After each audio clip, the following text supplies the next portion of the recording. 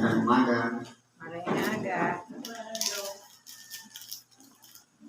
Sa pangalan po ng dakilang Panginoong Jesucristo, isang mapagpalang umaga po sa bawat isa. Andito po tayo sa pagpapatuloy ng gawain kung saan kanina dinanap natin ang pananalangin, pakikisa sa awitin. Kumbaga, ang lahat ng ating saloobin, lahat ng ating kahinaan, mga pagkakasala, at mga kalilingan ay maiparating natin sa Diyos. Kumbaga, tayo po yung nagsasalita, ang Diyos po yung nakikinig. At dito naman po sa ikalawang bahagi, na kung saan, ito yung tinatawag na pananaral ng salita ng Diyos o Ebanghelyo. Na dito naman po, ang Diyos ang nakipagsasalitaan sa atin sa pamamagitan ng kanyang Ebanghelyo o aral. Tayo naman po ngayon ang tagapakinig. Ngayon po, sa mga baguhan, ang ginagawa po natin dito, pinapahayag natin una ang pananaral ng salita ng Diyos. Kasi po ang karamdaman ng tao dalawa lang. Karamdaman pisikal at karamdaman spiritual. Ang karamdaman pisikal, ito po yung mga diferensya sa ating katawan. Bunga ng ating sariling kapabayaan. Na hindi natin naingatan ang ating buhay, kung ano-ano yung ginagawa natin na bawal. Minsan po hindi na nagiging balanse ang ating katawan, kaya bumibigay, nagkakaroon po ng karamdaman physical. Ang karamdaman spiritual, ito naman po yung kahinaan natin sa pagsunod sa kalooban ng Diyos. Sa makatuwid, kinakailangan nating ibigay yung hinihingi ng Diyos na walang iba yung kapahingahan ng ating kaluluwa. Sa makatuwid, ang paggalang sa Sabat, kung makapagsimba man lang tayo para sa ating sariling kaluluwa, para mayroon tayong katatagan at malabanan natin ang mga pagsubok, ang mga tukso, ang mga kahinaan, karuwagan, at ano-ano pa mang bagay para maging malakas tayo at malagpasan natin ang dumarating sa ating mga pagsubok. Ngayon po, dako tayo dito sa isang sitas. Sabi po sa sulat ni Apostol Pablo sa mga taga-Hebreo, ang kapitulo po ay 3, versikulo 1 hanggang 6. Sabi dito, kaya mga banal na kapatid, mga may bahagi sa pagtawag ng kalangitan, inyong isipin ang apostol at dakilang saserdote na ating kinikilala, si Jesus. Ngayon po, ipinapakilala dito si Jesus bilang ano? Bilang apostol at dakilang saserdote. Ngayon, kung hindi tayo makatunay para kilalanin si Kristo bilang apostol at dakilang saserdote, marahil wala pa tayo sa antas ng unawa. Ano ang dapat nating isipin? Sabi dito, mga banal na kapatid. Nagsasalita si Apostol Pablo sa mga banal na kapatid. Kung tayo po ay nabubuhay pa sa kasalanan, hindi pa tayo humihingi ng kapatawaran, hindi pa po tayo kasama sa tinatawag na mga banal na kapatid.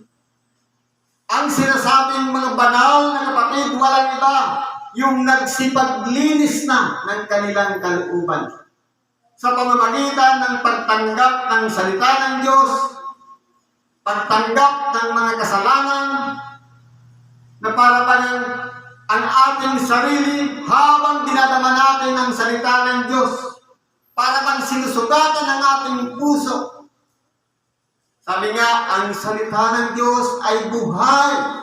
Ibig sabihin niyan, aktibo, banal, malinis, at mabisa kaysa alinmang tabak na may 2 talim. Sa makatuwid, yan po ay bumabaon sa ibuturan ng ating mga puso.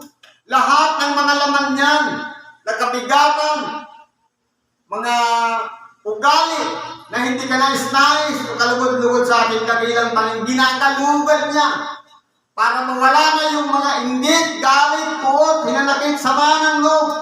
Kundi ang mabuhay dapat yan sa pusong yan. Walang iba, ang pag-ibig sa kapwa. Huwag natin sabihin, iniibig natin ang Diyos, pero napuput tayo sa ating kapwa. Kundi, ituring natin ang ating kapwa. Pagamat tinuturing tayong kaaway, sabi niya, ibigin ninyo ang inyong mga kaaway at idalangin ninyo ang sa inyong nagsisiusig. Sinabi rin, ang inyong kalaban ay hindi laban sa laman at dugo, kundi sa mga kapangyarihan. Sa makatuwid, tayo pong lahat na nakikita natin sa mukhaan man na tao, lumalarawan-larawan ng Diyos. Dapat po ituring natin silang kapatid, kaibigan. Ang kalaban natin, mga espiritong gumagabay na nagtuturing sa ating kaaway. Halimbawa na lang sa kapitbahay, galit na galit sa atin, palagi tayong sinisiraan. Marahil yun ay nasa impluensya ng espiritong nasa kadiliman na inuudyukan ang kanyang puso upang tayo'y murahin, libakin. Anong igaganti natin kung tayo'y nabubuhay sa presensya ng Diyos? Ibigin ang kaaway. Idalangin ang sa inyo'y nagsisiusig. Para ano po? Minura na tayo. Ganun pa ang gagawin natin para lumayas yung espiritong mudyok sa kanila. Nang sa ganung matauhan, magsisi at magbalik loob sa Diyos.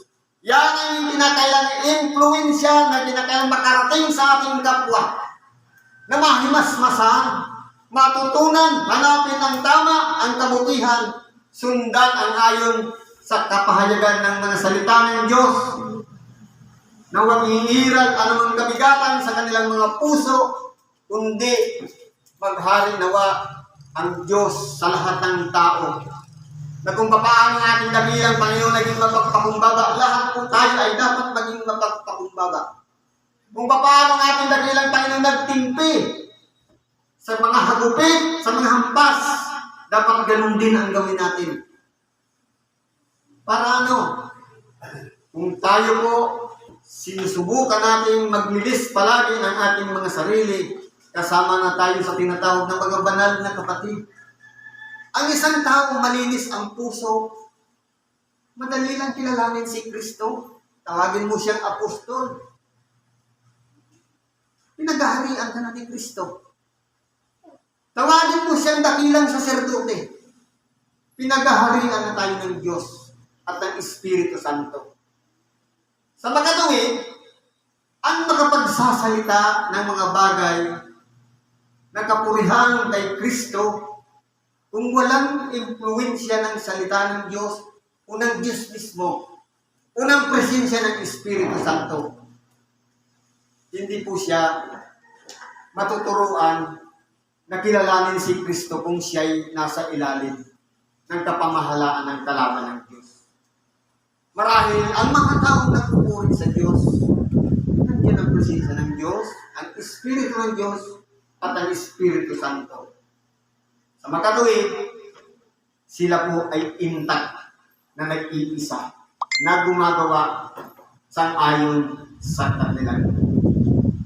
Nag-iisa sila sa pamantayan, sa gawain, at ganoon din sa pagtuturo ng mga aral nang sa ganun. Tayo rin ay magkaroon ng isang pag-iisip sa makatuwid. Ang kilalanin natin si Kristo bilang apostol at dakilang saserdote. Bakit po siya tinawag na dakilang saserdote? Sapagkat kung ang dakilang saserdote noon minsan lamang maghandog sa dakong kabanal-banalan para sa kapatawaran ng sangkatauhan. Si Kristo'y minsan lang pumasok sa dakong kabanal-banalan ng kanyang inalay, hindi hayop, kundi ang sarili niyang katawan na iniuper niya para danasin lahat ang hampas, ang hagupit, ang tadyak, suntok, pag-alimura, pagdura, o kung ano pa man. Lahat ng yan, dinanas ng ating dakilang Panginoon. Tanda niya ng pag-ibig niya sa bawat isa sa atin. Sabi niya, kayo'y nagsigaling na dahil sa mga lakay. Kaya po kung tayo po ay meron pang mga karamdaman sa ating mga buhay sa pamamagitan ng lakay ng ating dakilang Panginoon, tayo po ay magsisigaling. Lapitan lang natin ng pananalig sa ating dakilang Panginoon upang ihayag sa atin ang hinahanap natin kagalingan. Sabi nito, na siya'y tapat sa naglagay sa kanya, nagaya rin ni Moises sa buong sambahayan niya. Kung si Moises po, nung tinawag siya ng Diyos, alalahanin na lang natin. 40 taon na nabuhay siya bilang Ehipsyo. Pero dahil sa siya'y may dugong Hudyo, ang isang Ehipsyo na nakita niyang pinapahirapan ang mga Hudyo, mga Israelita, ang nangyari po, ipinagsanggalan niya at namatay niya ang Ehipsyo. Nung tawagin siya ng Diyos, naging tapat siya sa Diyos. Naging masunurin siya dahil 40 taon din siyang nabuhay sa ilang. At doon niya nasumpungan ng Diyos sa pamamagitan ng isang bababang punong kahoy na nagliliyab, na nagpakilala sa kanya sa isang tinig na sinasabi, alisin mo ang iyong palyarpak sapagkat ang dakong pinatatayuan mo ay banal. Sabi sa kanya, ako ang Diyos ni Abraham, ang Diyos ni Isaac at ang Diyos ni Jacob. Sa makatuwid, sumamba ngayon si Moises at siya ang pinagkatiwalaan kasama ng kanyang mga kapatid pa, si Miriam at si Aaron, na naging tagasunod ni Kristo o tagasunod ng Diyos. Na pinangunahan niya ang mga Israelita sa ilang tumawid sa dagat dahil sa paghahabol para sila'y dahil sa galit ng Paraon, dahil sa puot, sapagkat pinalaya na sila ng Diyos, yung mga Israelita, sa sobrang kahirapan na dinanas nila. Si Moises ang naging daan upang dalhin sila at ang kanyang sambahayan, pati ang buong Israel, na pumasok sa Ehipto, 75 tao lang. Nung lumabas, libo-libo na. Dahil sa tagal ng panahon na nabuhay sila sa Ehipto. Kaya ngayon, naging halimbawa si Moises, ang buong sambahayan niya ng katapatan. Katulad din naman ni Kristo na naging tapat sa Diyos. Bumaba siya dito sa ibabaw ng lupa, hindi niya sinunod ang pita ng laman, kundi kung ano ang gustong gawin ng Diyos para sa kanya. Ngayon ay itinagtana sa pamamagitan ng hula at mga awit na lahat ng daranasin ng ating dakilang Panginoon. Yung tinik na inilagay sa kanyang ulo, isinulat na. Yung mga magkakanulo sa kanya, naisulat na. Mga daranasin niya, hanggang sa paglipas ng 3 araw, siya ay mabubuhay na magulit, lahat ng yan nakasulat na. Gagampanan na lang ng ating dakilang Panginoon sa totoong buhay. Ito mapapansin natin, kapag tinitingnan lang natin kung paano tayo tinubos ni Kristo, masasabi natin sa ating sarili, napakamanhid naman ang ating dakilang Panginoon. Ang dami niya ng hagupit na sampal, at kung ano-ano mga tagalipusta na ginawa sa kanya. Wala siyang ganti kahit isang salita. Kaya po kung mapapansin po natin, yan lang po ang isang halimbawa ng katapatan na ginawa ng ating dakilang Panginoon. Minsan nga, dinanas niya dahil siya nasa kalagayang tao, bago siya pumasok sa pagdurusa, sinabi niya sa kanyang panalangin, Ama, kung maaari sana'y lumagpas sa akin ang sarong ito. Dahil nararamdaman din ng ating dakilang Panginoon na ang isang kahinaan ng tao, kung paano niya na mapagtatagumpayan ang magiging sakripisyo niya na kanyang kakaharapin. Pero anong sabi? Datapwat, mangyari ang iyong kalooban at hindi ang aking sariling kalooban. Isang bagay na dapat pakaisipin natin mga tao, na kung tayo man po ay sumusunod sa ating dakilang Panginoon, kinakailangan kung mapapansin natin, kumukontra ang ating pag-iisip. Kung sasabayan natin at susundan ang sinabi ng ating dakilang Panginoon, kung maaari sa mga Panginoon, huwag na kung danasin ang mga pagsubok na ito, na dapat mangyari ang iyong kalooban, huwag ang sa akin. Ang mga pagsubok na yan ay bahagi lamang ng mga danasin ng sa ganon. Yan ang magkapagtuturo sa atin ng kaalaman, ng karunungan kung paano natin mapagtatagumpayan ang mga bagay-bagay. Magbigay tayo ng halimbawa. Sabi ng isang magulang sa kanyang anak, habang nagsindi ng apoy, anak, huwag mong hawakan yan. Dahil sa oras na hinawakan mo yan, ikaw ay mapapasok. Dahil sa katigasan ng ulo, at gusto talagang madiscover na mainit, hindi siya nakinig sa magulang, kundi ang ginawa niya, hinawakan niya. Isang bagay na makapagpapatuto sa atin at makapagtuturo na kapag hindi natin dinanas ang isang bagay na napasok, hindi natin matututunan na totoo nga palang mainit siya. Katulad din naman sa ating buhay. Ang sabi ng ating mga magulang, huwag ka nang maligo, pagod ka. Dahil matigas ang ulo, naligo. Nung nagkasakit, natauhan, naalala yung sabi ng magulang, dapat pala sinunod ko. Ang karanasan ang nagtuturo sa ating buhay na tagaturo nang sa ganung matauhan tayo.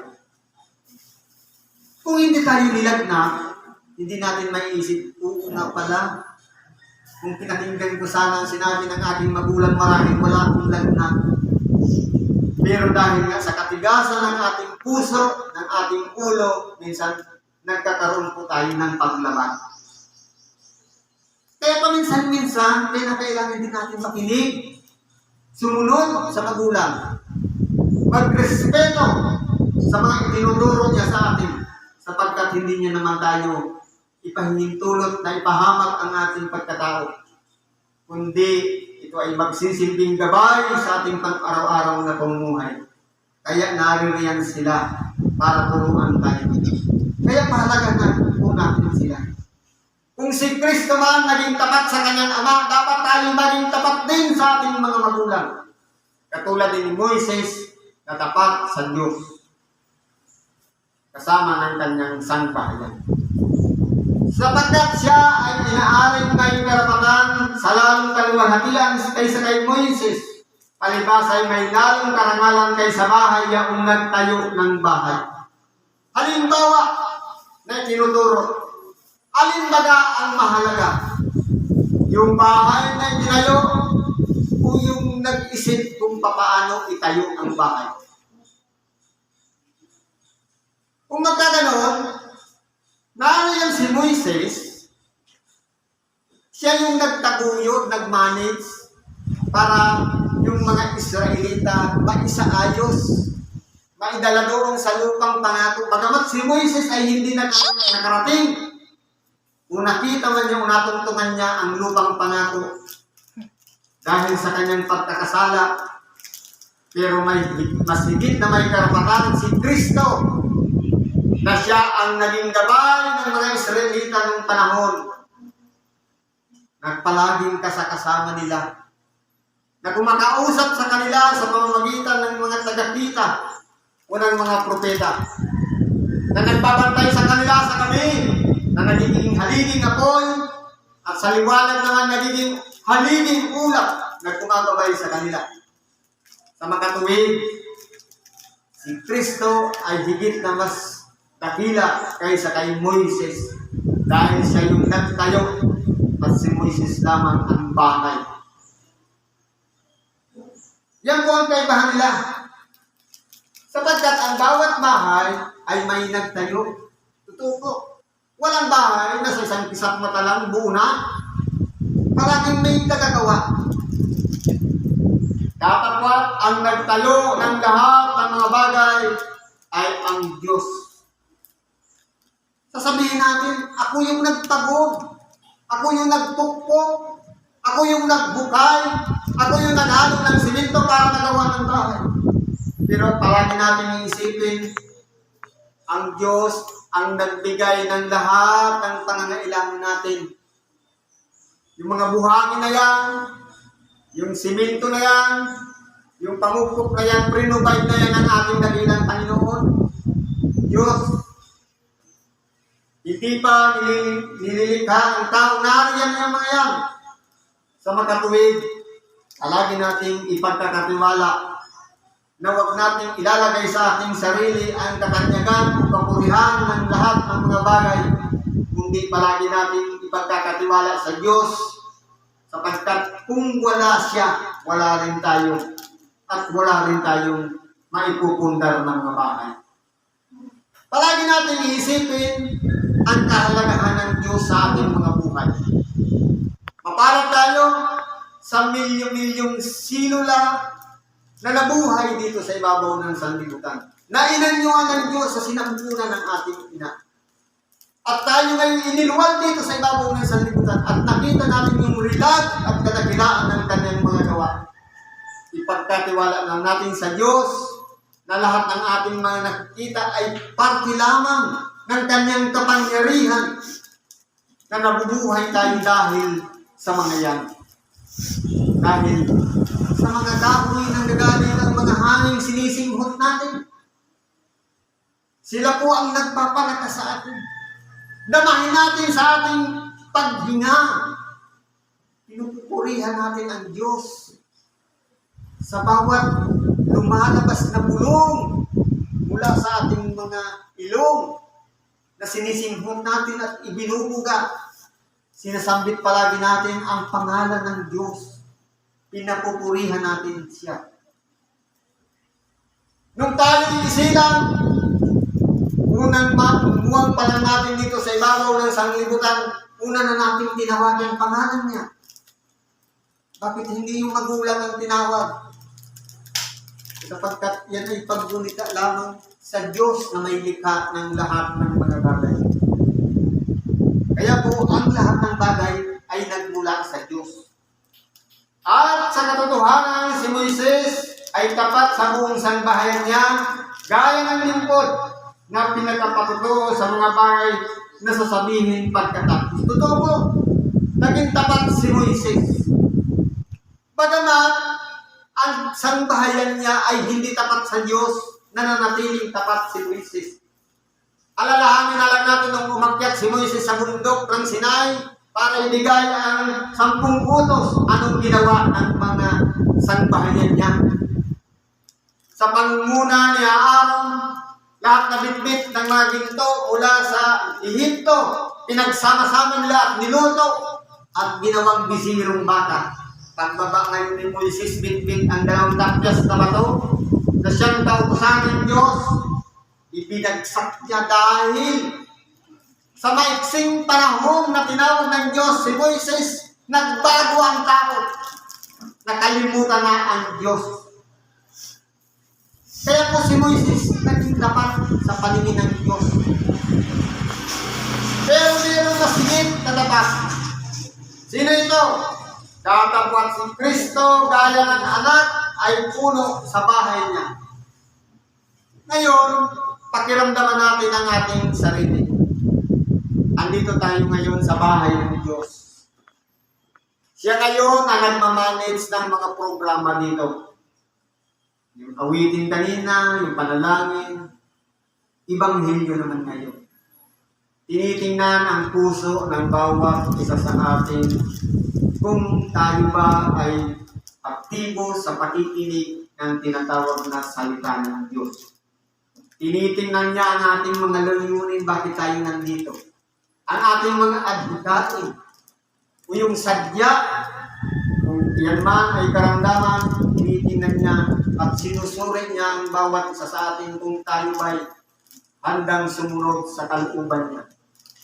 At kapag tayo ay nakasunod sa paghingilan ng tawad, doon na natin mararamdaman ang gagaanan ng mga kabigatan natin sa ating mga buhay. Ang tanggapin lang natin sa ating sarili na tayo'y makasalanan, isang malaking gawa na milagro sa ating buhay, na kahit minsan hindi natin nasabing, Diyos ko po, pero ngayon, nung mapakinggan natin ang kanyang mga aral, isinusuko na natin ang ating mga buhay. Kaya po, si Kristo ang pinakasentro na pinag-uusapan natin ngayon. Siya ang puno sa bahay niya. Dapat siya rin po ang naghahanay sa ating mga puso. Siya ang nangunguna sa ating mga pag-iisip upang hindi tayo magkamali sa mga pagpapasya, lalong-lalo na sa pagsasalita at sa gawa. Na ang bahay niya ay tayo. Tayo po, yung po nating pagkatao. Nananahan ba si Kristo sa bahay niya? O sarili pa rin natin? Kalooban ang nasusunod natin. Kaya po, pakiramdaman natin, kung ang sinusunod natin, kalooban ni Kristo, nananahan na sa bahay na yan si Kristo. Pero kung nasusunod pa lang natin sa sarili natin kalooban, walang iba, yung direksyon ng Diyos, doon ka dumako. Sabado magsimba ka. Pero kung sasabayan mo Sabado maglalaba ka, nasunod ang sarili nating kalooban. Dapat palaging nasusunod ang kanyang kalooban. Anong sinasabi niya? Huwag niyong pabayaan ang inyong pagkakatipon. Di araw ng pagsamba tuwing Sabado na ginugunita natin para sa ikabubuti natin. Pag nag-absent pala tayo, sariling kalooban pala ang nasunod natin. Hindi ang kalooban niya. Kasi ang sabi, huwag pabayaan. Ibig sabihin, pabaya pala tayo pag hindi tayo nagadako. Ang bahay niya ay tayo. Kung ating ingatang matibay ang ating pagkakatiwala at pagmamapuri sa pag-asa natin hanggang sa katapusan. Kaya po, kung nararamdaman natin sa ating buhay ang presensya ni Kristo, tayo ngayong bahay niya, merong talagit yun na pag-iingat. Para ano? Maging matibay na dapat yung bahay niya na yan, pinananahanan ng Espiritu Santo. Sapagkat sabi nga, ang Diyos ay mapanibubuing Diyos. Ayaw niya ng may kaagaw. Anong sinabi niya dun sa templo? Habang may mga naniningil at nagpapalit ng salapi, ang aking bahay ay tatawagin panalanginan, subalit ginawa ninyong yungig ng mga tulisan. Ibig sabihin, ang gusto ng ating dakilang Panginoon, dito sa buong nating pagkatao, sa isip, sa puso, walang iba ang nanahan dyan. Ang palagi tayong nananalangin ng walang patid, pagpapasalamat man yan o paghiling, o o mga pagdaing. Dapat ginagamit natin itong katawan ito sa pananalangin lamang. At hindi dapat umiira dyan ang pagiging isang tulisan, pagiging traidor, magkasarili, magagalitin, napupot sa kapwa, naghihinanakit, sapagkat yan ang makakasagabal upang hindi maghari sa atin ang tinatawag na pag-ibig na lumalarawan sa kalagayan ng Diyos nating Ama. Sabi niya, ang Diyos ay pag-ibig. Palaging mananawa sa ating buhay ang pag-ibig. Ibigin natin. Kaibigan man yan, kaaway man. Ituring natin silang isang mahalagang bagay na dapat makabalik din sa dati nilang kalalagyan na walang iba. Ang kilalanin si Kristo na maging katulad din natin sa kapakumbabaan at sa pagsunod sa kalooban ng Diyos. Kaya pagkatiwala natin sa Kanya sa pamamagitan ng panalangin. Marami tayong magagawa. Pero kung malinis din ang ating kalooban, sabi nga, malaki ang nagagawa ng pananalangin ng isang tao matuwid. May magagawa tayo. Kasi tayo yung bahay ng Diyos, tayo yung tinitirhan ng Diyos, tayo yung templo ng Diyos. Ang gagawin lang natin, ipagkatiwala natin sa Kanya ang lahat ng mga bagay sa pamamagitan ng mga pagsamo na langit sa ating mga kapwa. Siguro po, hanggang dito na lang ang pakikibahagi natin sa oras na ito. Salamat sa Diyos. At anuman ang ating mga kahilingan, karahingan, ipagkatiwala natin yan sa Diyos. Sa ngalan ng Kristo Jesus, salamat at isang mapagpalang umaga sa bawat isa.